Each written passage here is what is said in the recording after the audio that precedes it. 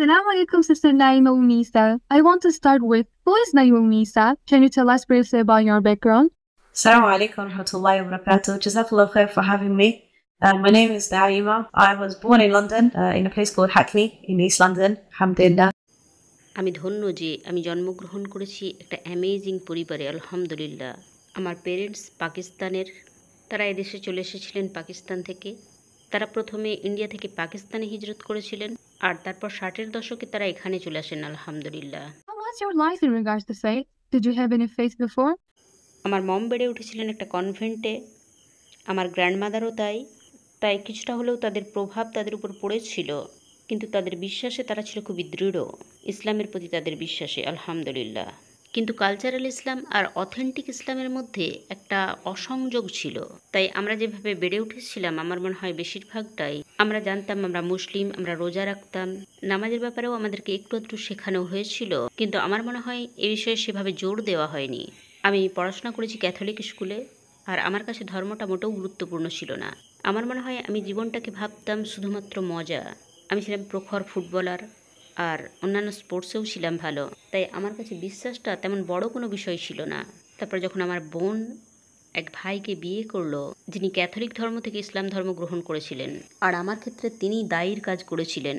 তিনি আমাকে বলতেন যে তুমি কি জানো তুমি যা কিছু স্কুলে করো তা শিরক।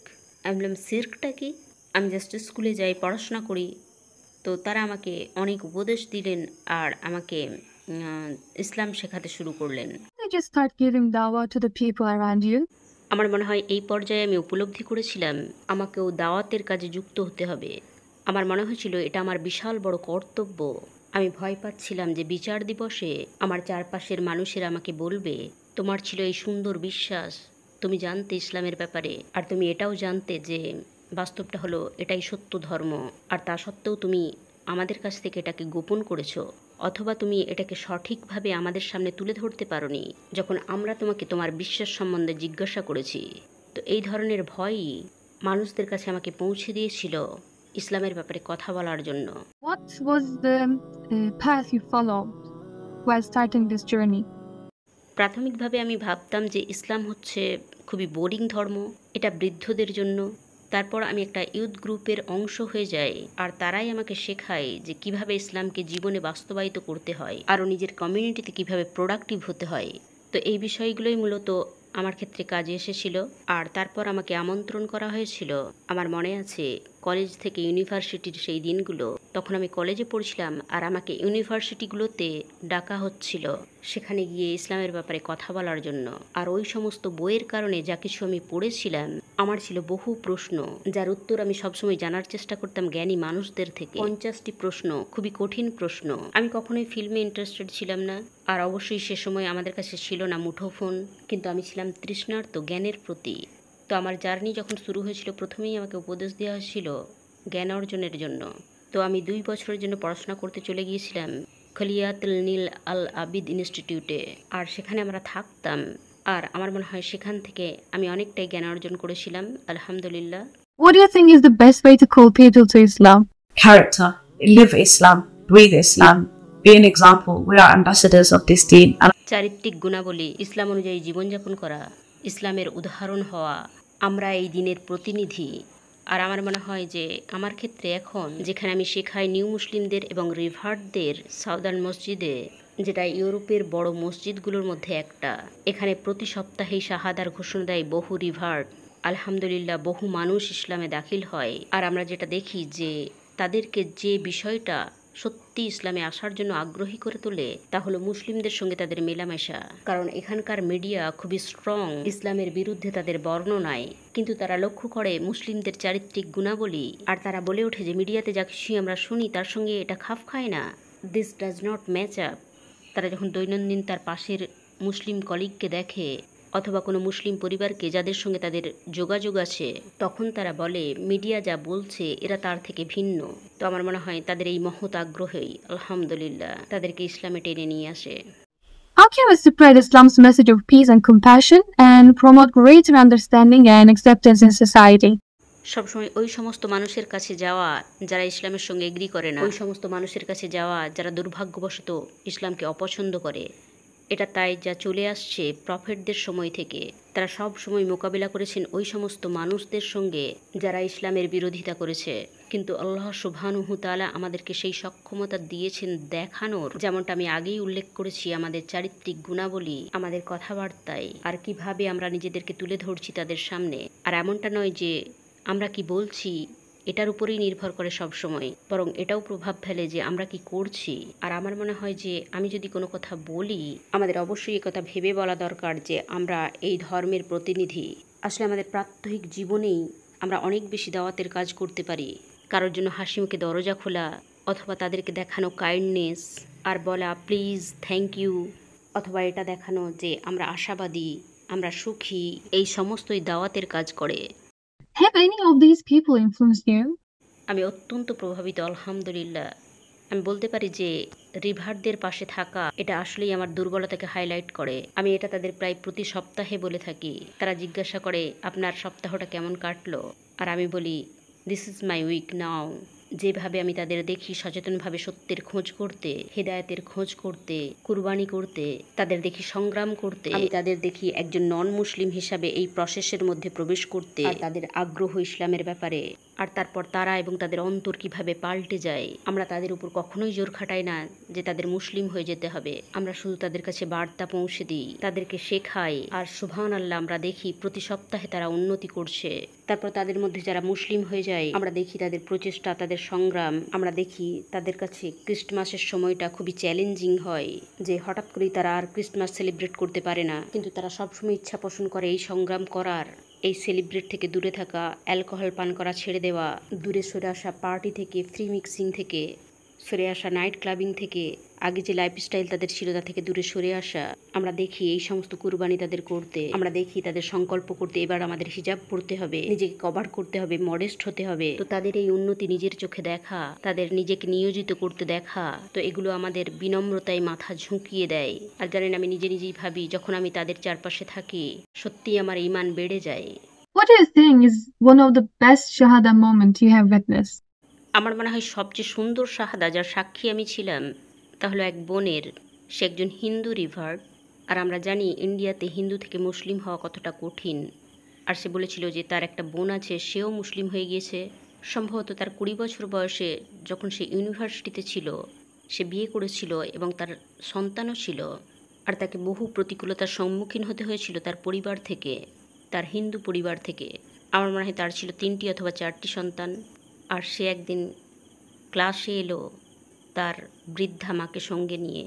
আমার মনে হয় তখন তার মায়ের বয়স 70, আর তার মা চাইছিলেন শাহাদার ঘোষণা দিতে। আর এটা আমার কাছে ছিল খুবই সুন্দর, কারণ সে এতদিন ধরে তার ঈমানকে রক্ষা করেছিল।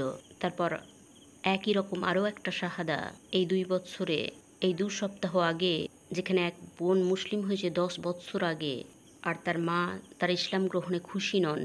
আর আমার মনে হয় যখন আমরা আমাদের পরিবারগুলোকে দেখি, সবাইকে দেখি একই সঙ্গে ইসলামের মধ্যে, আর আমার মনে হয় সবচেয়ে বেশি এই বিষয়টাই, বিনম্রতাই আমার মাথা ঝুঁকিয়ে দেয়। কিন্তু আমি জাস্ট বিষয়টা অনুভব করতে পারি।